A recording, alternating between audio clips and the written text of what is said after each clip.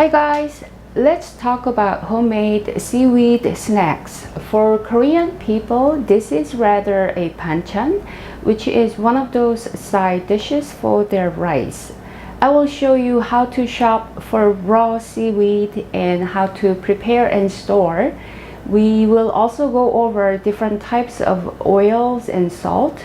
So let's get to it. How to distinguish raw seaweed from toasted seaweed, because they don't have any English indicator. So a little bit of typography lesson here. Sorry guys, my video editing skill is zero at this point, so I am just not sure whether I'm going to be able to add text to this video or not. So I am doing it the most primitive way. When you see that, that's raw, please get it. When you see that, and that is toasted, so please do not get it. And when you see that, sometimes they use Chinese character. When you see that, that is raw, so please get it. So you can get them. I have two packagings here right now. See, there's no English indicator. It just says dried seaweed. It doesn't say anything about either or the back. So here you know that word, so you know that is raw. This one has nothing about whether it's raw or toasted, nothing, front or the back. Most raw seaweeds come in clear packaging like these, but I also saw sushi grade seaweed in clear packaging as well. Sushi grade ones are toasted or pre-treated. We're looking for untoasted and untreated raw seaweed. So you can rely on color. Untoasted one is black in color. It's pretty much black. Toasted ones are deep mossy green. There are many different types of raw seaweed, but I will just cover the major two right now. I mean, I said right now because even seaweed has its trend. So this is the hottest seaweed on the market right now, this one. It's pricier, but people seem to like it. It says gopchang.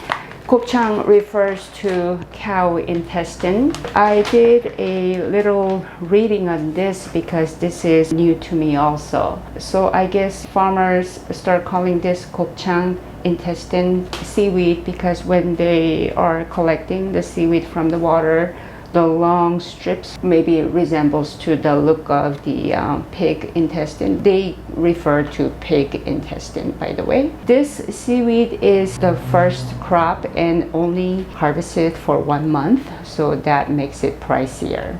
The traditional raw seaweed is smoother in texture, which is this. So now let's talk about oils. These are all the oils that I have in my pantry and in the fridge.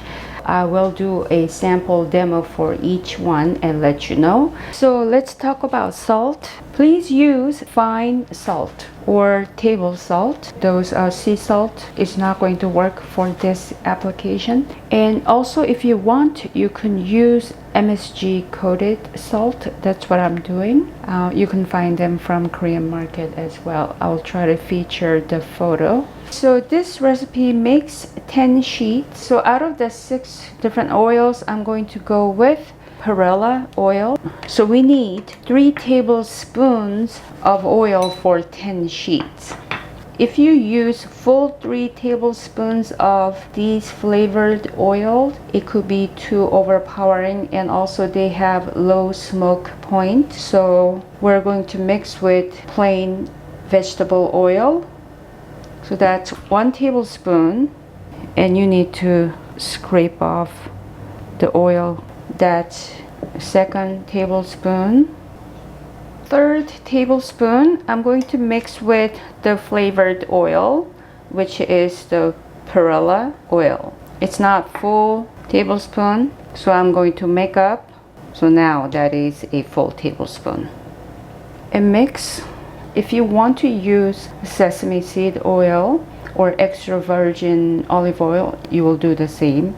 If you go with coconut oil, now it had melted, you don't have to mix with the vegetable oil. You can do full 100% coconut oil because it has a high smoke point. And same for the ghee and clarified butter as well. First, grab not one but 2 sheets. Another great thing to do is a teaspoon. Okay, the great thing about using teaspoon is, you know, there are 3 teaspoons in 1 tablespoon, so this is 3 tablespoons, so that makes up 9 teaspoons, and then we are doing 10 sheets. So we'll do 1 teaspoon per sheet, and I'm not going to scrape off the teaspoon. So if you do just 1 teaspoon, it will be enough for 10 sheets. I'm sorry, I'm being a little bit geeky here, but I do this to prevent any waste. I'm just going to grab just a little less than 1 teaspoon and then sprinkle all over the sheet, and then evenly now spread the oil. And salt, it's really up to you how much to use. I would say about 1/8 teaspoon. It could be more or it could be less. So just grab a pinch and then sprinkle over.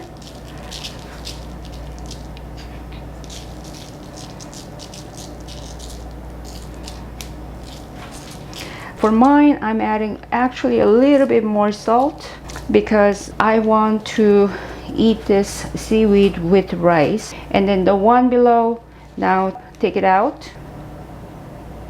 A teaspoonful.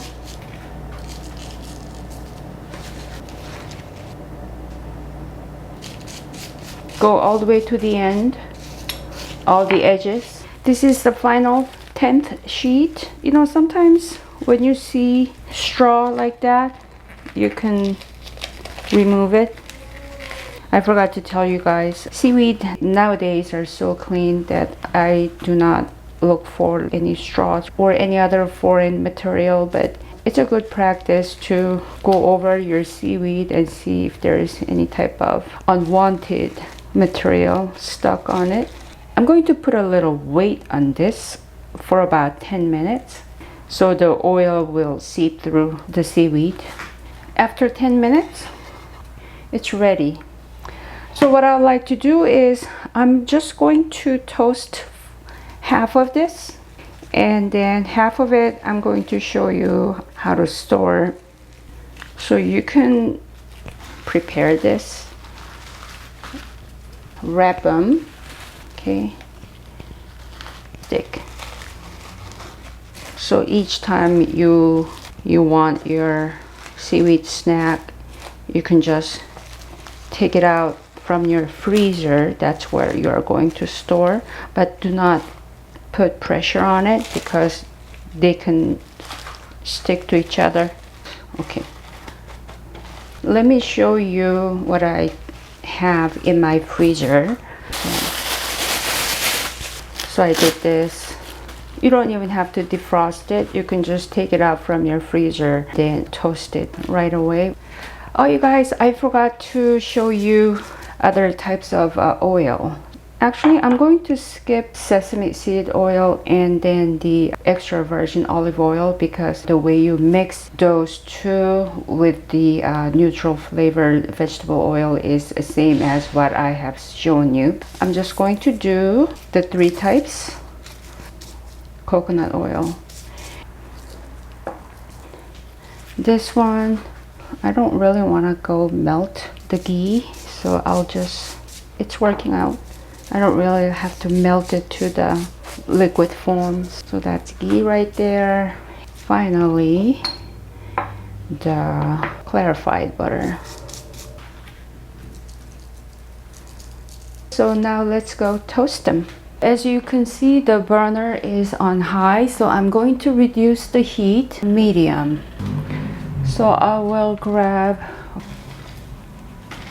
if you toast directly on the burner, instead of using the pan, it gives you like a more rustic texture. I will compare it to like potato chips. You know, there is thin plain potato chips, and then there are potato chips with ridges. So I will say this comes out to be like the potato chips with ridges. See how it's not like flat and even? So you can see the change in color. See how I said the toasted ones are green? So you'll see very dark brown, black, and it's going to turn green.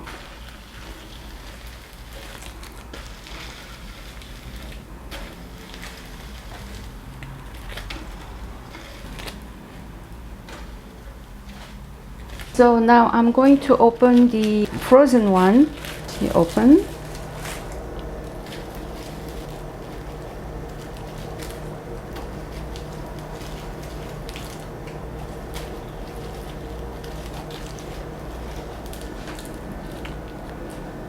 This is the rustic, the pig intestine looking one. Maybe some of you who are vegan, I don't want to gross you out, so I'm sorry about that. But you know what? That's what the farmers named the seaweed. But if you are one of the group who believes nose to tail movement, then you'll understand. So I'm going to move on to, you know, those 3 strips. So this is coconut oil one of my favorite one. I can smell the coconut oil. It's surprising how coconut oil goes so well with seaweed. So that's ghee. And then this is the clarified butter. Butter smells good. And I'm gonna actually eat the coconut oil one. You guys should try the coconut oil one if you have coconut oil. It has like a hint of coconut flavor. It's pretty tasty. And then ghee. Anybody who likes ghee or butter, go for it. Very tasty. Now I want to say I like ghee more than the coconut oil. And then now the clarified butter. Yes, so tasty. Give it a try, guys. I'm going to heat up some rice. Okay, so we're going to cut seaweed. You can cut it any way you like it. I'm going to cut it in a way that a little bit bigger than those packaged ones because I eat my seaweed with rice. In the old days, they toasted their seaweed with soybean oils. You can store them in an airtight container. Keep them in your refrigerator. I suggest you consume this in 3 days or 5 days maximum. They don't go bad, but they're not as tasty as the day you toasted them. Oh, let me also show you what you will do with the unused seaweed. Fold it, close it. This works great, the clip. I would actually put it in another layer of plastic bag. Okay, it goes in your freezer. And you know, actually, let me taste with rice. That's how ghee is served in Korea. And wrap the rice. This is so tasty. Please give it a try. It's a fun project and it's cheaper, tastier. You control the oil, you control the salt. You're gonna love it. Thank you very much for watching. Please like and subscribe, and I will see you soon. Thank you. Bye-bye.